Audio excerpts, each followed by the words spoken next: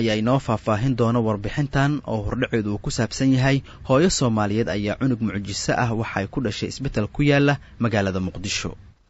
xalay ayaa magaalada Muqdisho gaar ahaan isbitaalka Soomaali Suudaneys waxa ku dhashay cunug mucjiso ah waxa uu leeyahay laba madax iyo afar gacmood oo markaad aragto waxaad moodaa mataano isku dhagan haddana qaybaha ay dhexe ee jirka ayaa uu iskaga dhagan yahay oo laba lugood iyo wax waqaab egsayn ayaa uu leeyahay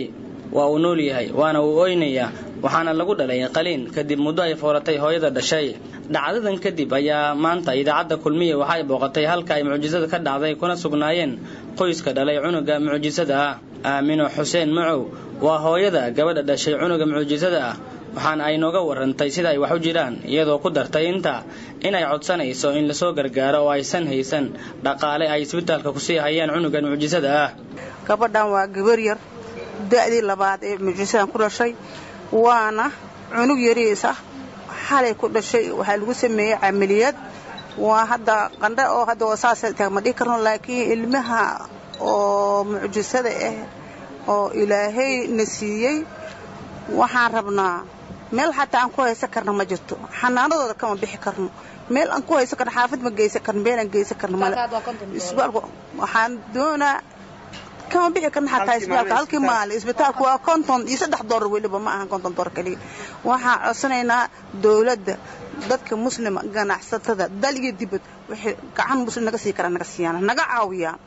dhaqaatiirta isbitaalka hadda waxaan dhahay iyadoo xala dhashay naga bixiyaa dhahay ma bixi karnaa qof oo cunug meel aan geynaba xataa ma haynaan meel aan geyna xataa ma haynaan sababtay tahay dadweynaha ba xataa meel laga geey karin marka waxaan rabnaa in la caawiyo in la soo gaaro dalka dibadda wixii caawi kara in ka soo caawiya qaasaan idaacada kulmiye waa mahadsantahay 90% waa mahadsantahay 100% waa mahadsantahay ilaahayna iyadana ha garab galo anagana ilaahay wax oo naga caawiyo ayaan Maxamed Sheekh gabadha dhashay ilmaha leh labada madax afarta gacan labada lugood iyo waxa saynta la moodo ayaa KNN waxa uga sheekaysay sida ay ku dhashay iyo muddada ay waday uurka intaba wiifyadneed laakiin wuxuu ilaahay siiyo cilad muskooweynani أنا سوكلية تريمة وحكي من دريمة كمبيوتر كايشة لا متناس دايرين سيال كله خلينا نمسي وروحوا إلى استوى waa mid kamid ah tusaalaha awoodda alle waana dhacdo xanuun badan oo kamid ah kuwa murugada leh ee lagu arko caalamkan dalkeena Soomaaliya sidan oo kale in ay hooyo dhasho ilmo leh laba madax ama gacmo iyo lugo ka badan inta caadiga ah ee aadanaha dhowr jeer ayay dhacday waxaana la tilmaamay in aysan badi si noolaan culimada diinta islaamka ayaana ku tilmaamay in ay kamid tahay waxyaabaha ibra qaadashada ah ee uu Ilaahay aadanaha tuso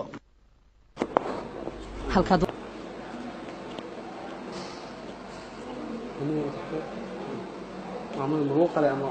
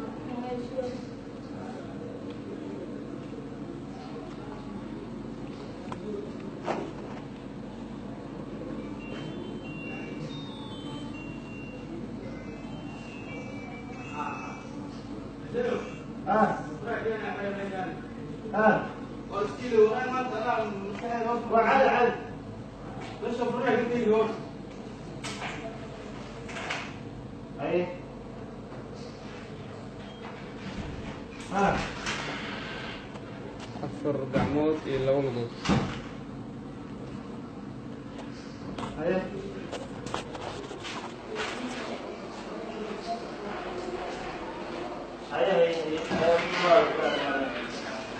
جاري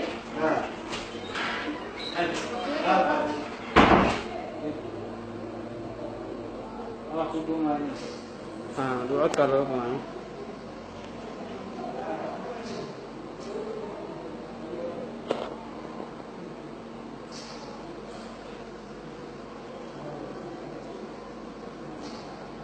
سام مش حد لو سام كدوش لو ودي حلقة فلا ما موت هذا سؤال نتيجة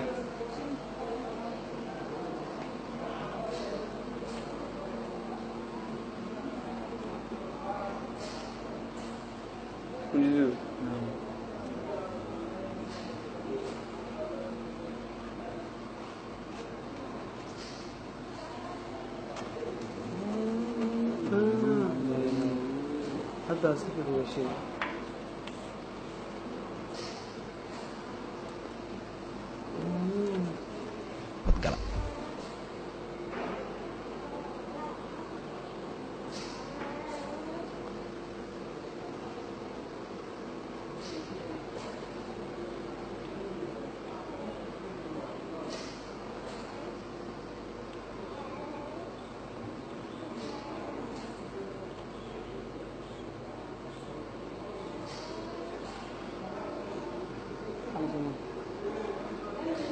xalay ay ku dhasheen isbitaalka Soomaali Suudaneys